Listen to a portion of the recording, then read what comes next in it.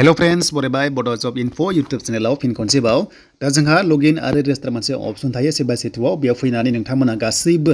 digital खालामना लानो हाबाय दा थिग बेबादिनो गोदान स्टुडेन्टस दङ गोदान केन्डिडेट्स दङ बिनि थाखाय लेटेस्ट भिडिअ खालामदों बेनो जाबाय कास्ट सार्टिफिकेट खालामनाय अनलाइन दा नोंथांमोना आपकामिं साख्रियाव एबा जायखिजाया गभर्नमेन्ट लनावहाय बेखौसो नांसिगोन ओंखायनो बे बोसोरावनो खालामना लादो जुदि बियोबा नोंथांमोना जाहाथे थाबथायै बायदि माखासे खामानियाव दा बेखायनो जों लगिन आरो रेजिस्टार मोनसे अपसन मोनो जों बेयावनो क्लिक खालामनांगोन सेबा सेटुआव फैयोबा नोंथांमोना गोबां खामानि मावनो हायो जेरै नोंथांमोना मिशन बैसोमुथिखौबो हागोन नाथाय बेनि टाइमा गोबां दङ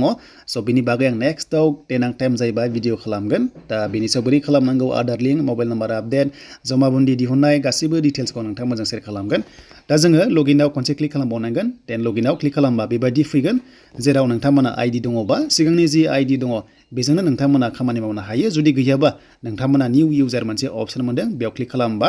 नोंनि एक्टिभ फन नाम्बारखौ बेयाव होनांगोन नोंथांमोना बक्सआव होनानै जेनेरेट अटिपिआव होदो अब्ला नोंनाव अटिपि थांगोन एन्ड बेनिफ्राय गिबि नामावहाय सार्टिफिकेटआव जि आधार कार्डआव नाम दं बेखौ होदो इउजार नेमाव नोंनि नाम होनानै 1 2 3 1 जाबाय पासवर्डआव नोंथांमोना नाम एबा टाइटेल होनानै 1 2 3 हेशटेग बायद्राइट होनो हागोन एन्ड कनफार्म खालामबावदो एन्ड बेनिफ्राय जेन्डारखौ नोंथांमोना सेलेक्ट खालामदो नोंथांमोना जेन्डारखौ सेलेक्ट खालामनानै बार्थडेखौ नोंथांमोना होनांगोन बेनिफ्राय पार्सनेल मेसेजावहाय नोंनि नाम होदो बेनिफ्राय खेबसेखौ 4+7 बेसेबां जायो एन्सारखौ होदो बेनिफ्राय एक्सेप्टआव होनानै साइन आप खालामदो देन साइन आप खालामबा आइडि मोनसिगोन आरो जेब्ला आइडि मोनो नोङो बेक थांनानै नोंथांमोना इउजार आइडिखौ होनानै नोंथांमोना लगइन खालामबानो गुबुन खामानियाव थांनो हासिगोन दा बिदिब्ला आं बेयाव आइडिखौ होनसै बिनिफ्राय लगइन खालामसै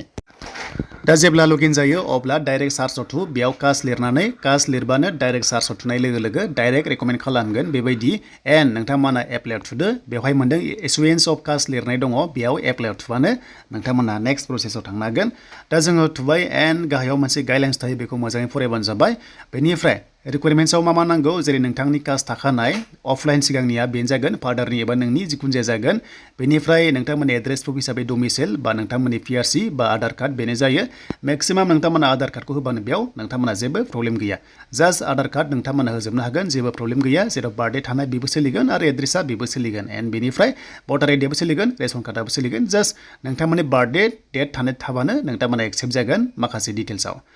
दा जोङो बेखौ लाबाय एन्ड बेनिफ्राय वर्किं डेसआ बिनिया 30 डेज मेक्सिमाम बेनि सिगांबो जायो बेसेन आरो डिस्ट्रिक्टनि सायाव बहाबा थाब जायो आरो बबेयावबा बियो लेट जायो स' दानिया जोंहा ओरैबायदि फैबाय एप्लाइ मोनसे अपसन मोनदों बेयाव नोंथांमोना क्लिक खालामदो आरो खालामनाय लोगो फर्मेटआ बेबायदि जागोन पेमेन्टआ 40 रां दाननांगोन एन्ड बेनिफ्राय नोंथांमोननि फट'आ जिपिजि बिनि अनगा गासैबो डकुमेन्ट्सआ PDF दा जोङो लेंगुवेजआव जोङो इंलिश आरो जोङो बर'खौ होदो असमियाखौ जों होनांला जोंहा बर' दंखायो बर'खौ होदो बेनिफ्राय एप्लिकेन्ट नोंथांमोना डिटेल्सखौ नांगोन जेरै जों एप्लिकेसन फर STPआव होबाय एप्लिकेन्ट डिटेल्सआ नोंनि नाम अके केन्डिडेट नामखौ बुंदों जेन्डारखौ सेलेक्ट खालामदो फन नाम्बारा जायना आइडि दंखायो बे आइडिनि फन नाम्बारानो थागोन बेजोंनो खालामबाय थानो हायो जेबो नङा पेन कार्ड नाम्बार बेनिफ्राय मेल आइडिखौ नांलायथारा जुदि दङबा नोंथांमोना होबानो जाबाय बाथ्रा जाबाय जेराव गोजा कालार दङ बेयाव कम्पालसरि नोंथांमोना फिलआप खालामनांगोन बेखौ बेयाव बुंदों स' बेनिफ्राय इपिक नावआव जाबाय नोंथांमोननि भटार कार्डनि आइडि नाम्बारखौ बुंदों बेनिफ्राय बार्थडे स' बार्थडेआव नोंथांमोननि डेटखौ होबानो जाबाय नोंथांमोननि डेट बार्थडेखौ होदो फादार नेम मादार नेम होदो बेनिफ्राय कास्ट ट्राइब कमिउनिटियाव नोंथांमोना सेलेक्ट खालामबानो जाबाय दा जोङो बर' कसारियाव नांगोन बर' कसारियाव होदो एन्ड साब कास्टखौबो नोंथांमोना बर' कसारि सोनांगोन साब कास्टआव गाहायनि सेकेन्ड अपसन दङ बर' कसारियाव होदो एन्ड सेम टु सेम होबानो जाबाय आं जेरै होदों बेनिफ्राय एड्रेस लाइन 1आव नोंनि नाम होदो बेनिफ्राय 2आवहाय केयर अफ होनानै नोंनि फादार नामखौ होनो हागोन हाउस नाम्बारखौ नांथारगोन कम्पालसरि बेनिफ्राय स्टेटखौ नोंथांमोना आसाम मोनखाबाय एन्ड डिस्ट्रिक्ट नोंथांमोना जिल्लाखौहाय सेलेक्ट खालामदो जि दङ बक्सआव क्लिक खालामबानो गासिबो डिटेल्सआ फैजोबगोन माब्लाबा नेट इसुबा फैया बेयाव सेलेक्ट खालामबाय आं एग्जाम्पल एन्ड साब डिभिजन थायो साब डिभिजनखौ होदो नोंथांमोननि साब डिभिजन थायोना बेखौ होदो एन्ड सार्कोल अफिस जेराव नोंथांमोना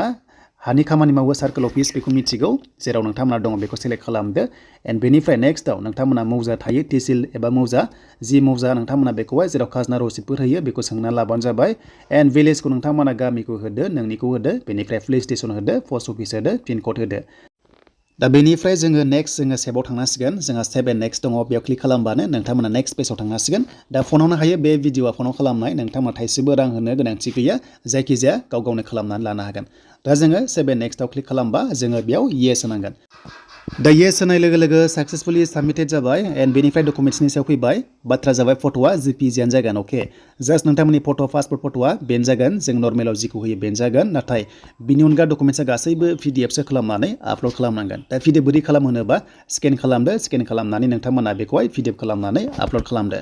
दा जेरै फार्स्टआव नोंथांमोना बार्थ सार्टिफिकेट नङाबा नोंथांमोननि आधार कार्डआनो जागोन नोंथांमोना बेखौ सेलेक्ट खालामग्रो फार्स्टआव फट'खौहाय एन्ड बेनिफ्राय ब्राउज थायो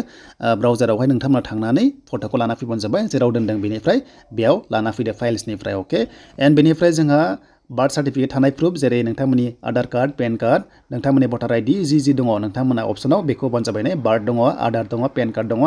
एडमिट दङ मेट्रिकनि जेराव नोंथांमोना दङ बांसिन मोजां आधार कार्डआ थायो दा जों आधार कार्डखौ सेलेक्ट खालामबाय एन्ड जोङो पिडिएफसो खालामनांगोन एन्ड सेकेन्डआव नोंथांमोनाहाय बेबादिनो सेम प्रसेस फाइलनिफ्राय लाना फैदो एन्ड बेनिफ्राय रेसिडेन्स प्रुफआव नोंथांमोननि पिआरसि आधार कार्ड भटार कार्ड लेन्ड डकुमेन्ट्स बेनिफ्राय कारेन्ट बिल रेशन कार्ड थाबाबो जागोन दा गैयाबा पेरेन्ट्सनिखौ होनो हागोन जेबो प्रब्लेम गैया आधार कार्ड दङबा आधार कार्डआनो गासैयावबो बेयाव अल राउन्ड एक्सेप्ट जागोन ओंखायनो आधार कार्डखौ जोङो बांसिन बेयाव प्रिफारेन्सखौ होदों दा जों आधार कार्डखौ जों सेलेक्ट खालामबाय बेनिफ्राय सेम प्रसेस जि दङ नोंथांमोना पिडिएफ खालामदो बेनिफ्राय कास्ट सार्टिफिकेट अफ फादार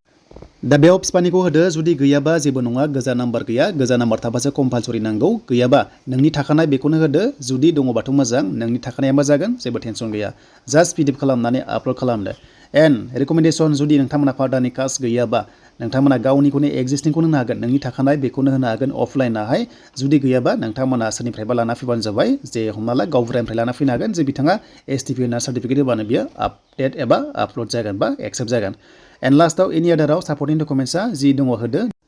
दा नोंथांमोना एड्रेस प्रुफ थानाय बेखौ होबानो जाबाय बेनिफ्राय कास्ट थाखानाय बेखौ होनानै जोङो मेक पेमेन्टआव थांसिगोन साबमिट होनाय लोगो लोगो जोङो मेक पेमेन्टआव फैबाय एन्ड मेक पेमेन्टआव थांनाय लोगो लोगो नोंथांमोना साबमिट होलांबाय थाबानो जाबाय बेनिफ्राय 40 रुपिस नोंथांमोना पेमेन्टखौ दाननांगोन बेयाव अके स' आं बेखौ ब्लार खालामबाय 40 रां नोंथांमोना पेमेन्टखौ अनलाइन हिसाबै दाननांगोन एटिएमजों नङाबा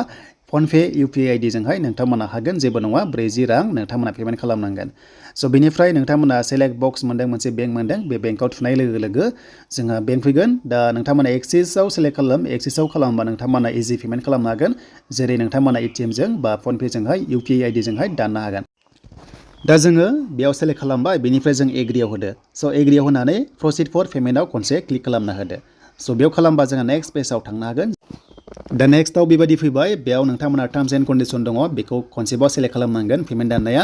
आरो बेयाव खालामनाय लोगो लोगो दानिया जोंहा बबेजों दानगोन पेमेन्टखौहाय कार्डजों दानगोन ना नोंथांमोना नेट बेंकिंजों दानगोन ना इउपिआइ आइडिजों दानगोन बेखौ सेलेक्ट खालामनानै नोंथांमोना पेमेन्टखौ दानदो बेनो जाबाय 40 रां स' बेनोमोन नोंथांमोननि माखासे डिटेल्सआ जि दङ नोंथांमोना एन्टार खालामदो बेवहाय एन्ड बेनिफ्राय पेमेन्टखौ दाननो हासिगोन